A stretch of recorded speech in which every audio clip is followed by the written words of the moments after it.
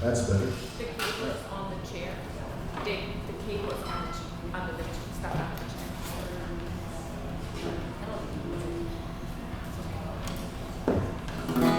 chair. Well, so let's see. Ralph Hartford.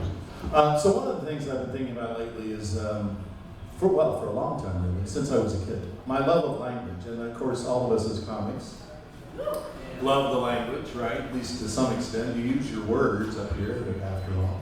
And I remember when I was 9 years old, my birthday was coming up, and I told my mom I was going to be a 10-ager. Yeah, exactly.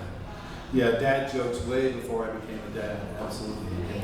But there's a lot of interesting, the other area of entertainment that I'm interested in is music, very interested in music, played a lot when I was growing up. And not so much lately, but I've started to get back into it. But there have been a lot of great songs with wordplay in them. Now these are not going to be very recent references. Unlike some people who are growing old at 30, I'm growing old at 66 years old. So, all right. There's a song that I ran across as a DJ when I was a teenager at a country radio station. I ran across a record. I wish I had kept it because it was not on the radio, but they send promotional records, and it was, "I'd rather have a bottle in front of me than a frontal lobotomy." I'm like, okay, absolutely. And then there was, I don't know if you remember from the 70s, anybody, the Bellamy Brothers. They had a song, "If I said you had a beautiful body, would you hold it against me?" Okay, yeah, all right, good wordplay in there. And then also, if anybody's familiar with Johnny Walker, the alcoholic, yeah, Johnny Walker, they have the red, they have the blue. So there was a band that started in Paw, West Virginia, and then moved to Austin, Texas, called Sleep at the Wheel, a Western swing band, and they had a song about a guy named Johnny Walker who got a Dear John letter. Okay, a Dear John letter is a letter. I could explain some of the references. So, Dear John letter is a letter usually sent to a military person, a man stationed overseas, and it's the girl breaking up with him. So, Johnny Walker gets a letter, another sidebar. A letter is the thing we used to do where we would write on paper and fold it up and put it in an envelope and put a stamp on it and take it to the mailbox, and then it would arrive wherever it was supposed to go 2 or 3 days later, or maybe a week. Okay, so another sidebar. A stamp. Never mind. So, and the song was called "The Letter That Johnny Walker Read." Okay, so tie into the Johnny Walker Red. I don't know why there's no Johnny Walker Blue. Well, actually, I can probably think of why there's not a Johnny Walker Blue song. Anyway, 2 weeks ago when I was here, I told a couple stories, and I've woven them into a song and added a third verse. So let's try this.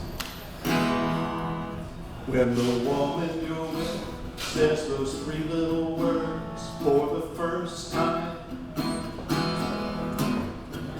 and you say, "I know," 'cause that's just what comes to mind. You shouldn't think it's confusing when she doesn't find it amusing. That's when you know you're in trouble. When you're out on the highway and the trooper pulls you over, you know you were not speaking. He gives your plates the once over. He shows attention to detail, but no sense of humor. That's when you know you're in trouble.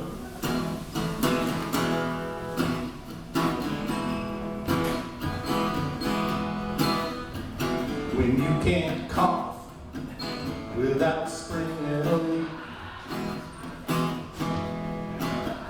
When it takes forever 'cause your stream is weak. When you're up all night 'cause you need to pee.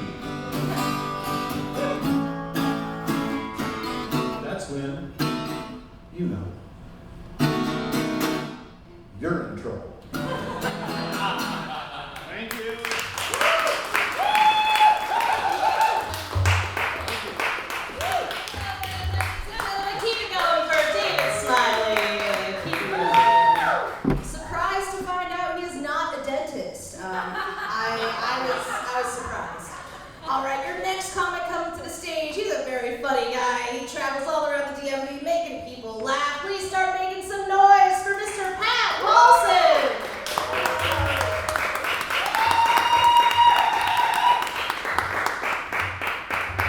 Thank you. How you guys doing?